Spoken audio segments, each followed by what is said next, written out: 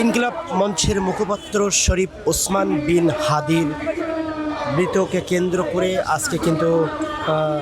গণঅধিকার পরিষদের পক্ষ থেকে তারা কিন্তু একটি শোক মিছিল আয়োজন করেছে, যেটি আপনাদের দেখানোর চেষ্টা করছি। দর্শক, তারা শোক মিছিল পূর্বেও কিন্তু বক্তব্য রাখেন এবং সেখানে কিন্তু বলেন এই সরকারের ব্যর্থতার কারণেই কিন্তু হাদির মতো ব্যক্তিদের জীবন দিতে হয়েছে এবং এর আগেও যে ভিপি নূরের উপরে হামলার প্রতিবাদ হওয়ার পরেও কোনো আইনগত কোনো ব্যবস্থা নেয়নি সরকার এবং তাদেরকে কোনো আইনের আওতায় নিয়ে আসা হয়নি হামলাকারীদের। এই জন্য এরকম ঘটনা ঘটে যাচ্ছে বলে তারা মন্তব্য করছেন এবং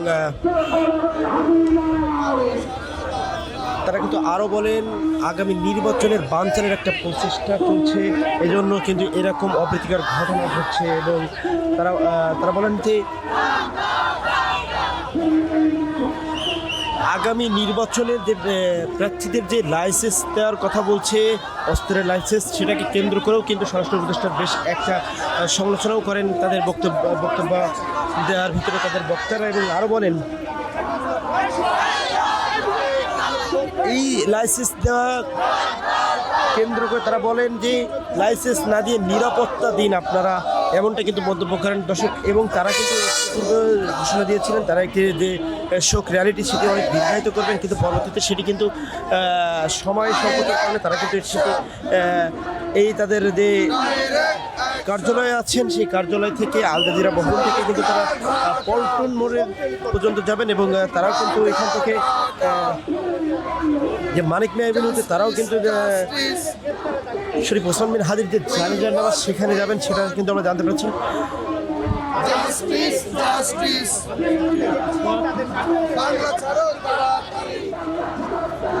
দর্শক, আমরা কিন্তু এখানে বিভিন্ন ধরনের স্লোগান দেখতে পাচ্ছি, যদি আপনাদেরকে দাঁড়ানোর চেষ্টা করি।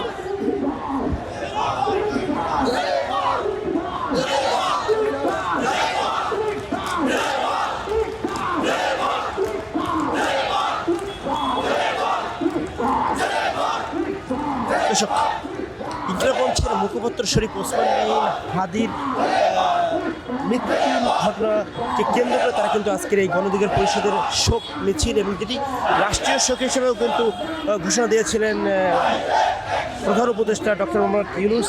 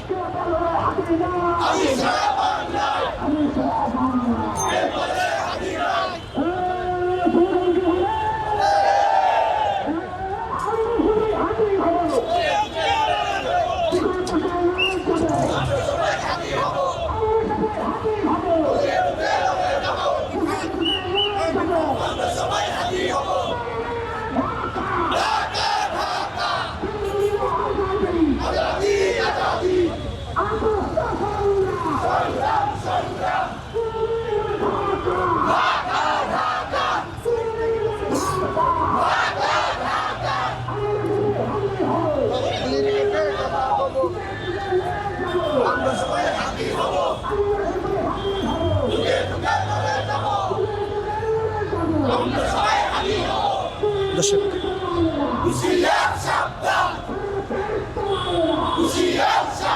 গণঅধিকার পরিষদের যে শোক মিছিল সেটি কিন্তু এই পল্টন বদ্ধ পর্যন্ত হওয়ার কথা, সেটি কিন্তু তারা পর্যন্ত চলে এসেছেন এবং আমরা যতটুকু জানতে পেরেছি তারা কিন্তু এখানে শেষ করে মানিক মিয়া এভিনিউতে যাবেন। শরীফ ওসমান বিন হাদির যে জানাজার নামাজ মানিক মিয়া এভিনিউতে হবে, সেখানে কিন্তু তারা গিয়ে জানাজার নামাজ পড়বেন, এমনটা কিন্তু আমরা জানতে পেরেছি।